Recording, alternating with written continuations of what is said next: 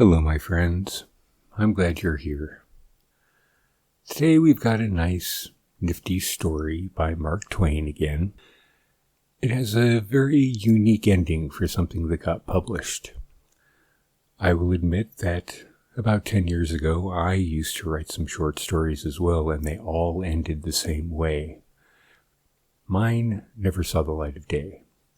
However, I think this story by Mark Twain shows that it happens to all people that want to write something. He just decided to end it a little differently. Sit back, relax, subscribe, like, comment, whatever you'd like to do. But most importantly, sleep well.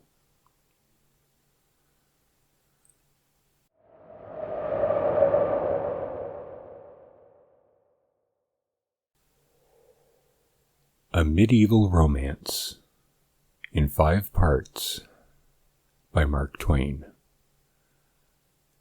1. The Secret Revealed. It was night. Stillness reigned in the grand old feudal castle of Klugenstein. The year 1222 was drawing to a close.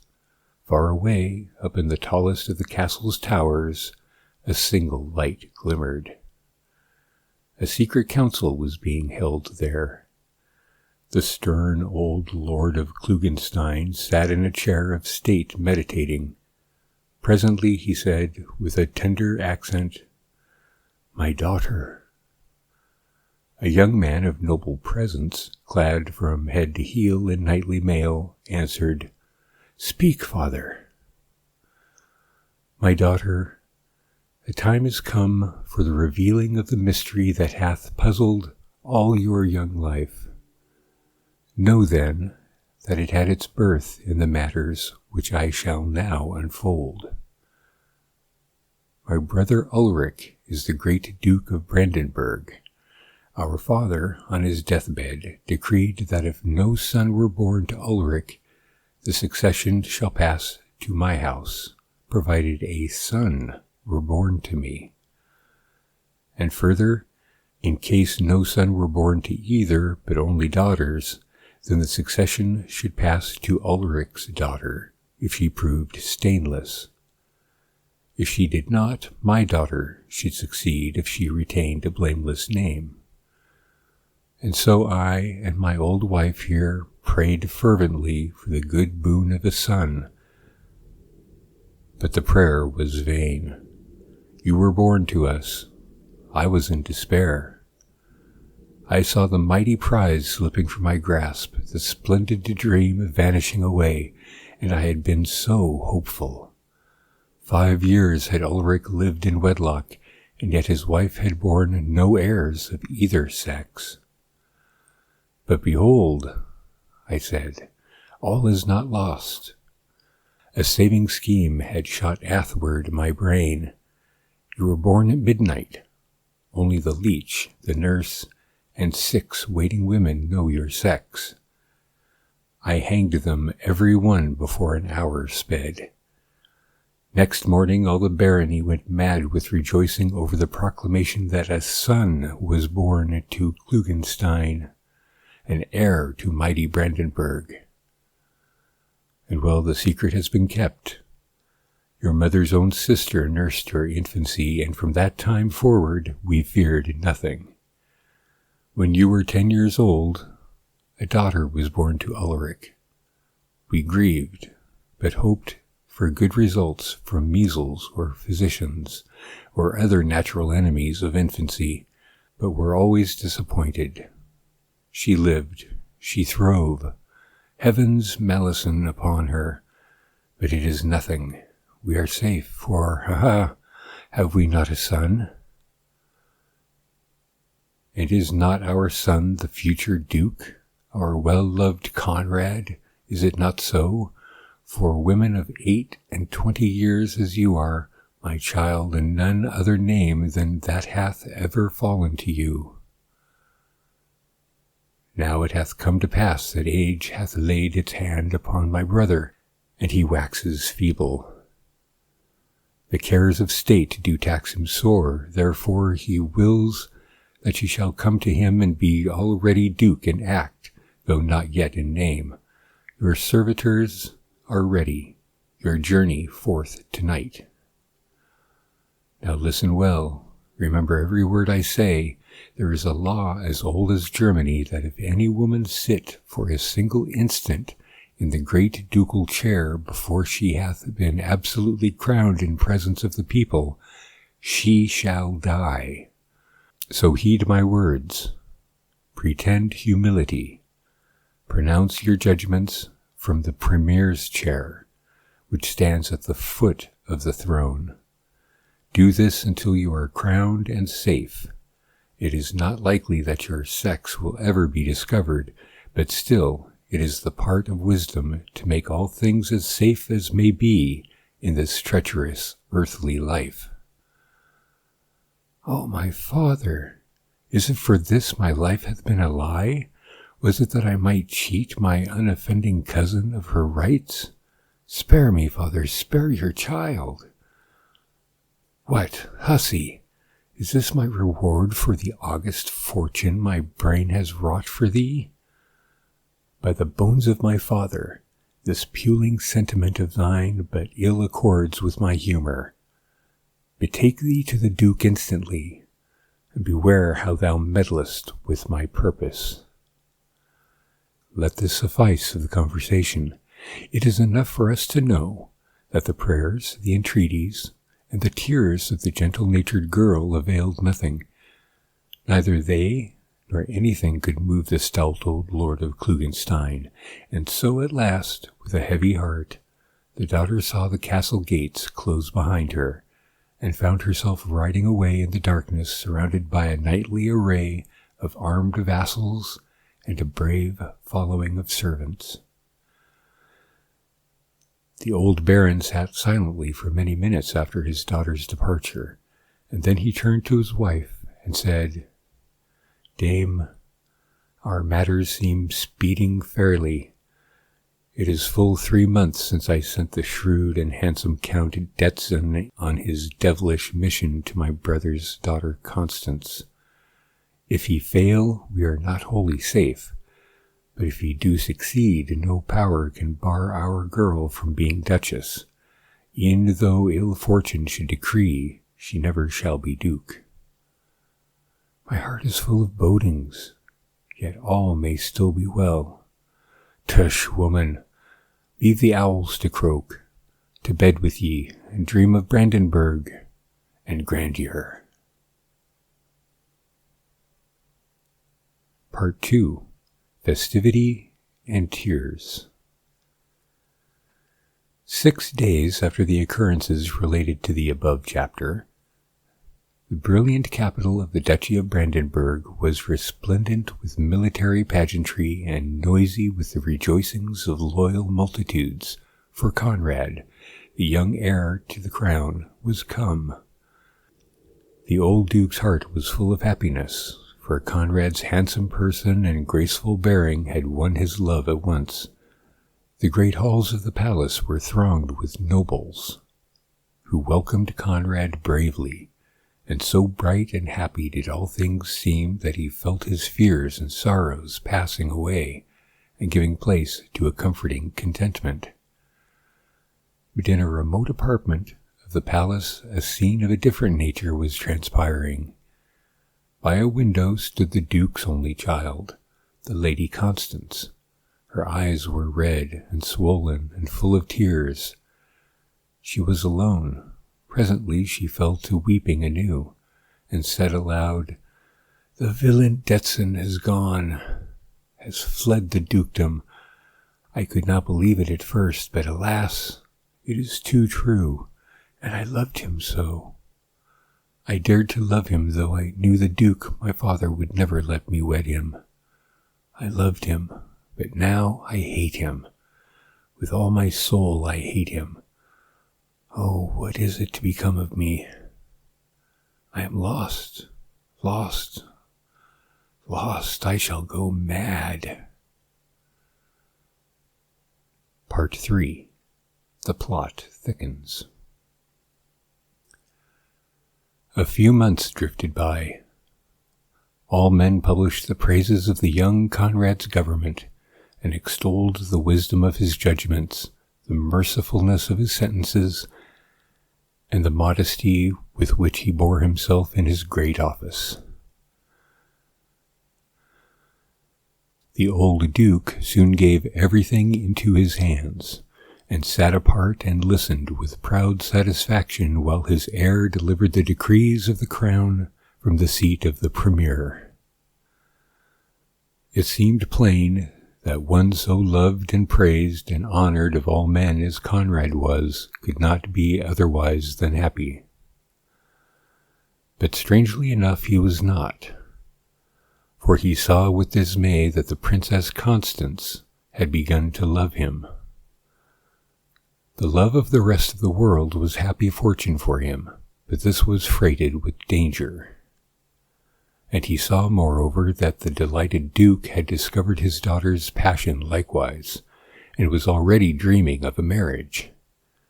Every day, somewhat in the deep sadness that had been in the princess's face faded away. Every day, hope and animation beamed brightly from her eye, and by, even vagrant smiles visited the face that had been so troubled. Conrad was appalled. He bitterly cursed himself for having yielded to the instinct that had made him seek the companionship of one of his own sex when he was new and a stranger in the place, when he was sorrowful and yearned for a sympathy such as only women can give or heal. He now began to avoid his cousin.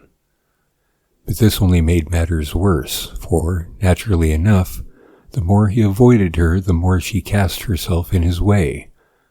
He marveled at this at first, and next it startled him. The girl haunted him. She haunted him. She happened upon him at all times and in all places, in the night as well as in the day. She seemed singularly anxious. There was surely a mystery somewhere. This could never go on. All the world was talking about it. The Duke was beginning to look perplexed. Poor Conrad was becoming a very ghost through dread and dire distress. One day, as he was emerging from a private anteroom attached to the picture gallery, Constance confronted him, and seizing both his hands in hers, exclaimed, "Oh, why do you avoid me? What have I done? What have I said to lose your kind opinion of me? For surely I had it once. Conrad, do not despise me, but pity a tortured heart. I cannot hold the words unspoken longer, lest they kill me. I love you, Conrad. There, despise me if you must, but they would be uttered."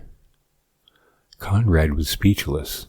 Constance hesitated a moment, and then, misinterpreting his silence, a wild gladness flamed in her eyes, and she flung her arms about his neck and said, "You relent!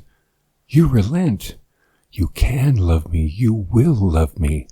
Oh, say you will, my own, my worshipped Conrad!" Conrad groaned aloud.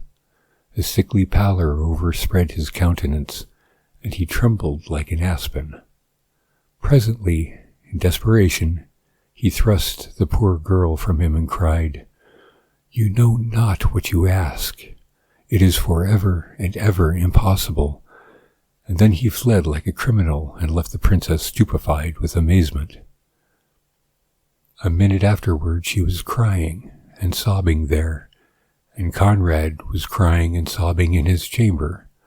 Both were in despair. Both saw ruin staring them in the face. By, Constance rose slowly to her feet and moved away, saying, "To think that he was despising my love at the very moment that I thought it was melting his cruel heart. I hate him. He spurned me, did this man. He spurned me from him like a dog." Part 4. The Awful Revelation. Time passed on, A settled sadness rested once more upon the countenance of the good Duke's daughter. She and Conrad were seen together no more now. The Duke grieved at this, but as the weeks wore away, Conrad's color came back to his cheeks, and his old-time vivacity to his eyes, and he administered the government with a clear and steadily ripening wisdom. Presently, a strange whisper began to be heard about the palace. It grew louder. It spread further. The gossips of the city got hold of it. It swept the dukedom. And this is what the whisper said. "The Lady Constance hath give birth to a child." When the Lord of Klugenstein heard it, he swung his plumed helmet thrice around his head and shouted, "Long live Duke Conrad! For lo, his crown is sure from this day forward. Detzin has done his errand well, and the good scoundrel shall be rewarded." He spread the tidings far and wide, and for 48 hours no soul in all the barony but did dance and sing, carouse and illuminate to celebrate the great event, and all proud and happy at old Klugenstein's expense. Part 5. The Frightful Catastrophe.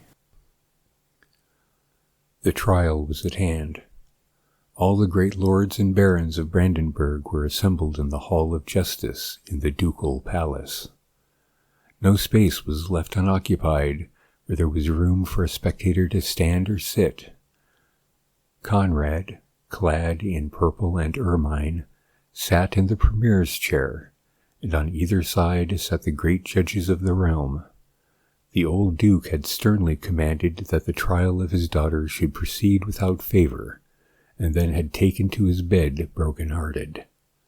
His days were numbered. Poor Conrad had begged, as for his very life, that he might be spared the misery of sitting in judgment upon his cousin's crime, but it did not avail. The saddest heart in all that great assemblage was in Conrad's breast. The gladdest was in his father's, for, unknown to his daughter, Conrad, the old Baron Klugenstein was come, and was among the crowd of nobles triumphant in the swelling fortunes of his house.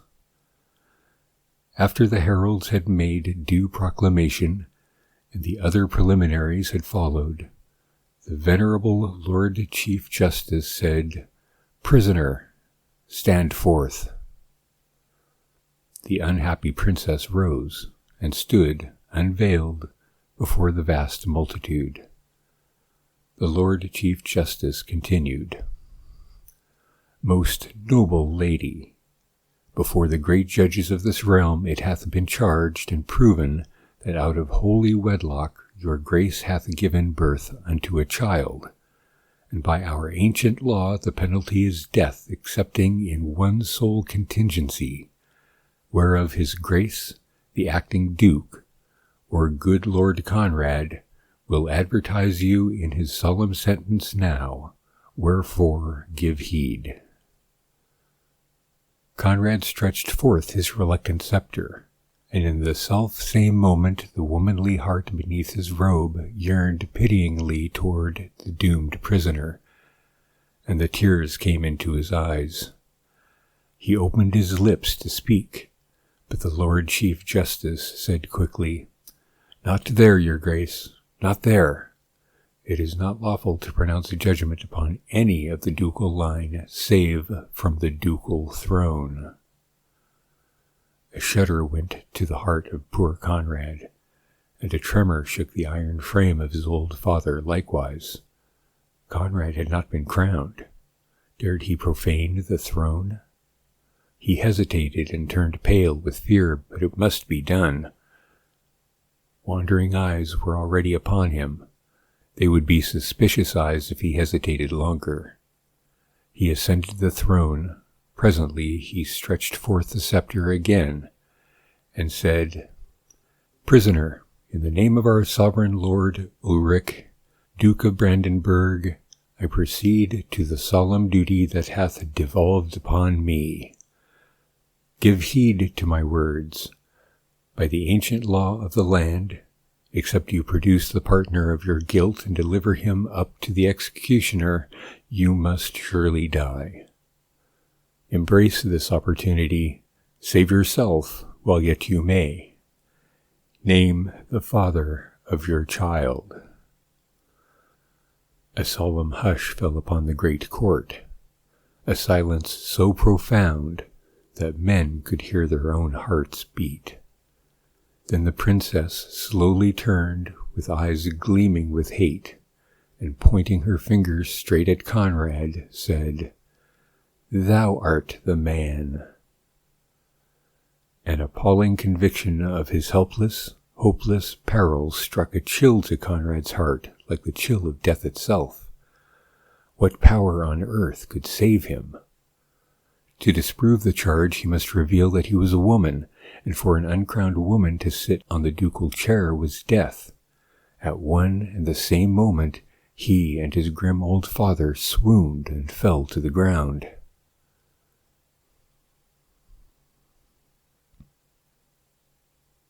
The remainder of this thrilling and eventful story will not be found in this or any other publication, either now or at any future time. The truth is, I have got my hero, or heroine, into such a particularly close place that I do not see how I am ever going to get him or her out of it again, and therefore I will wash my hands of the whole business and leave that person to get out the best way that offers, or else stay there. I thought it was going to be easy enough to straighten out that little difficulty, but it looks different now.